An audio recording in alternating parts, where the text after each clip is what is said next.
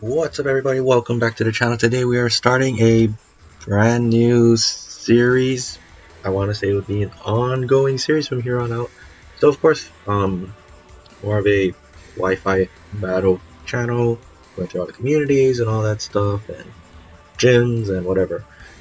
However, with school starting up, I think this series will not only force me to take a break from school and uh, create content, but this would be easier to manage. So what we're gonna do essentially is Gen 8, that's the gen we're in, Gen 8 Wi-Fi battle. So everything from Sword and Shield, BDSP, and Legends RCS, if it has Wi-Fi features. All those battles are going to be classified under the Gen 8 thing, Gen 8. And so what you'll see is we'll have a bunch of battles. Let's just say this one, for example, is UU. So I'll have like a label that says, I'll have a playlist that says Gen 8 UU, blah blah blah blah blah. So that's going to be a series. It's going to be sort of similar to how Shady Penguin did his when way back when it was Oris, and he basically built a team and did like 3 battles and see if it was successful or not. So this is kind of more or less the same concept. Very um, common, I want to say. I'm not too sure what other people are doing these days on their channels, but um, at least back then in Oris, like that was the thing. So yeah, I figured let's give it a try, and this will be fun. This will be fun. So yeah, let's just begin. So the format of this will be a team builder. I'm going to explain the team I'll be using for the next 5 battles. Yes, 5 battles with the same team. Hopefully they're enjoyable. Win or lose, again, they will be posted, and we'll see if they're successful. If they have a 3 and 2, at least 3 and 2, I think that's deemed as successful. If it's like 2 and 3, then obviously not successful, and go from there. Obviously, if it's like 4 and 1, whatever it is, ends up being, that'll be the record, and we'll see if the team works or team doesn't work. This will allow me to experiment with new things, as well as, hey, you know what, let's give other Pokemon a shot. Pokemon you might have not ever seen battle, or not even common in the ladders, but they still make an appearance. So for this session of battles, our team captain is this Choice Banded Azelf.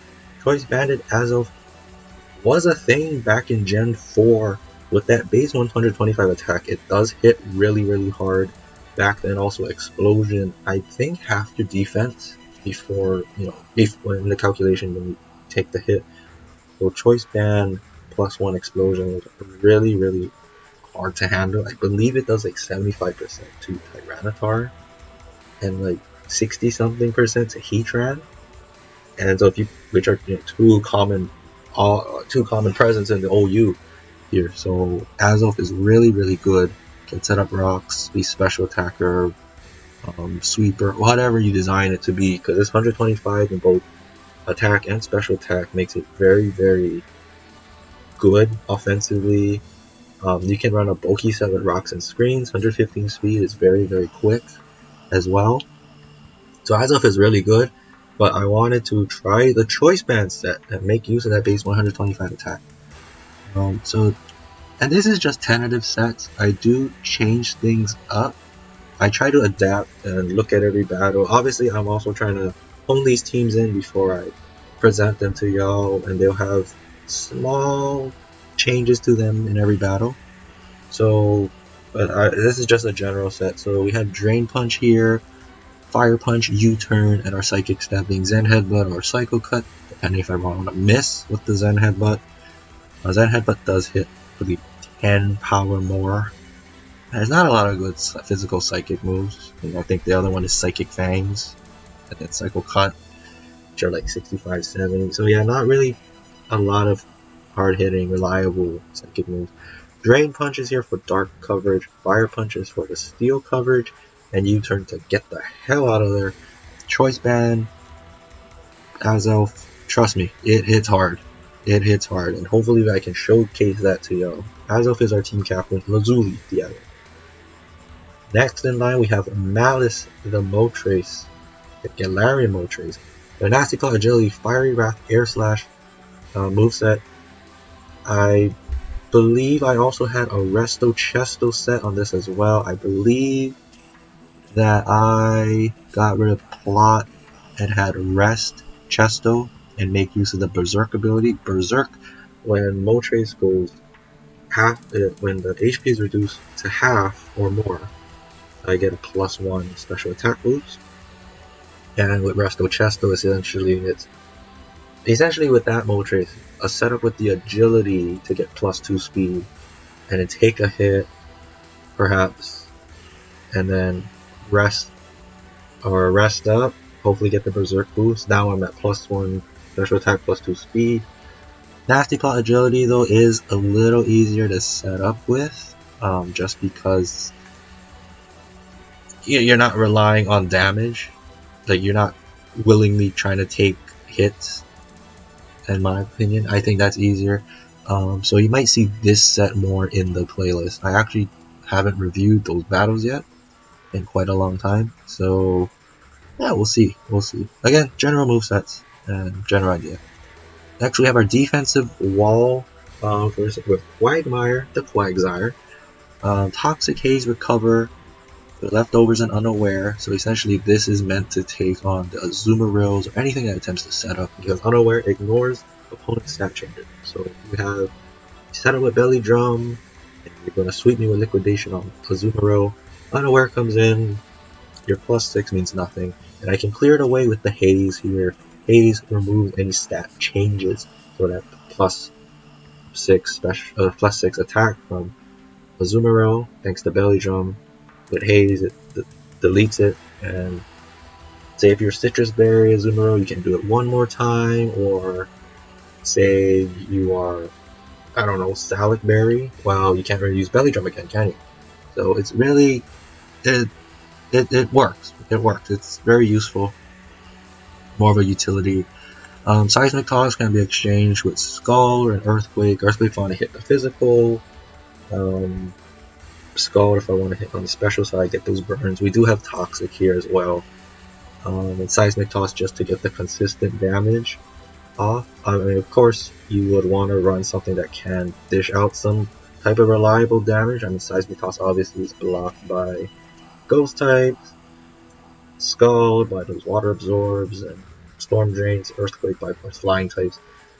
So, yeah, it kind of depends what we want to do here, but general spread, I should have shown Malice's one. Here's Malice's one, just going back really quickly. Modest because we're already raising our speed with agility. Yeah, again, we want to hit as hard as possible, and I think at +2 that would be everything. Anyway, but back to Quagsire.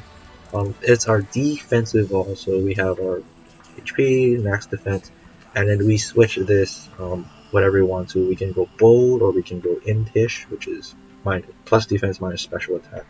If we ran Earthquake or if we did Skull or Seismic Toss, I guess it doesn't matter for Seismic Toss, but for Skull we would run plus defense minus attack for that bold nature to hit as hard as possible. Next we have our offensive Rock Setter with Ober the Cobalion. Leftovers justified to eat a Dark Hit, raise my attack +1. Main goal of Cobalion is to lead setup rocks. Hopefully we can take a hit. It's quite bulky enough to take a hit. Get off a Thunder Wave and try flinch things, or force out switches and distribute the paralysis all over my opponent's team. It should be quite useful, considering at least in my experience, these teams are very hyper offensive, so slowing the team's speed down is very, very crucial, I believe. Especially if I can get the power flinches off and just get little bits of chip damage. And Cobalion has excellent defensive typing as well. So you'll see Cobalion a lot. I'm letting you know, you're going to see Cobalion a lot doing this role. It's basically an offensive stealth rocket meant to just take some hits, dish out some damage, but not really sweep and kill. If it was sweep and kill type of stuff, I think you would see Swords Dance here instead. And maybe another move. I'm not too sure about that though, but for this purposes, we are just using Stealth Rock and distributing Thunder Waves. Our special wall is Wallflower, the Venusaur with Black Sludge because we need to recover, and in case the trick happens, because Black Sludge only recovers HP on poison types. So, and you read it right here. It loses HP if it's not. So Rotom, if it tricks, and we get the Black Sludge onto the Rotom, and we get Scarf. Hey, that works out perfectly for us. We're not using a Sun team, so I just figured, okay, we'll just go Overgrow. No big deal. This is more of a special wall Venusaur again, so it's not like speed is going to be a big factor here. Overgrow, yeah, we don't have Giga Drain though, so it's kind of what do you want to do? Sleep Powder, pretty sure Sleep Powder just puts things to sleep. Pretty common on all the grass types, Amoonguss, Tangrowth, all your bulky grass types, I should say. Leech Seed to get some chip and recovery.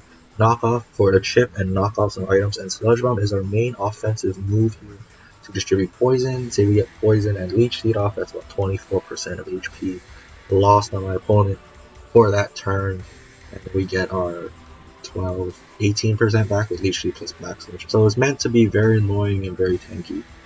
Hopefully you'll see Venusaur a lot too. Olberic and Venusaur play crucial roles in these battles. Last but not least is kind of our rolling sixth member.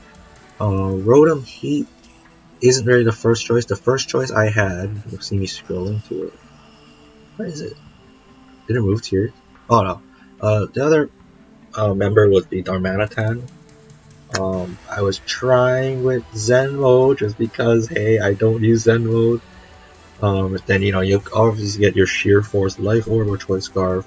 Darmanitans with the Flare Blitz, U-Turn, Rock Slide, Earthquake, Superpower, depending on what you want to do. So that'll be physical Darmanitan.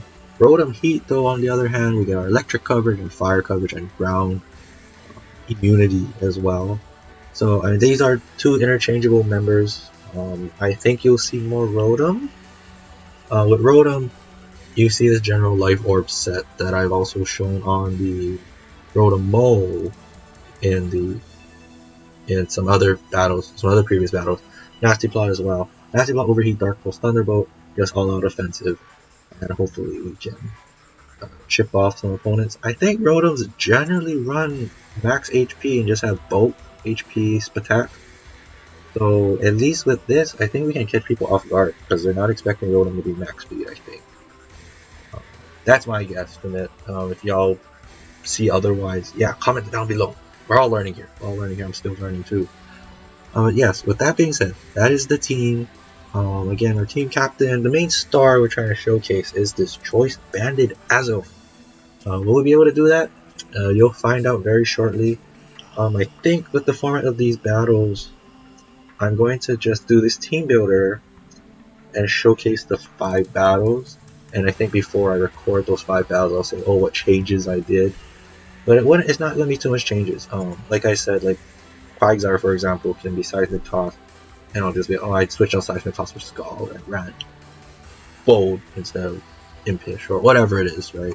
There'll be simple changes like that, nothing too big that requires me to rebuild the whole team. So with that being said, I hope you're excited for this new series. I am. I think this will be very helpful. I think it'll be more manageable for me. Apologies on the delays of videos. My dad is working from home again, so I can't really record when he's working. I try to talk as loud as possible and try to sound as enthusiastic as possible, because I know I can be very monotone, especially when I'm quiet. So I prefer, whenever they're out of the house, whenever he's out of the house when shopping or whatever, film these. Film these. And yeah, hopefully they sound well. Hopefully they sound good. With that being said, I hope y'all have a great day today, and I'll see y'all next time with the first battle with this team, Gen 8 UU. Gen 8 UU. Yeah, should be fun. Until then, bye-bye.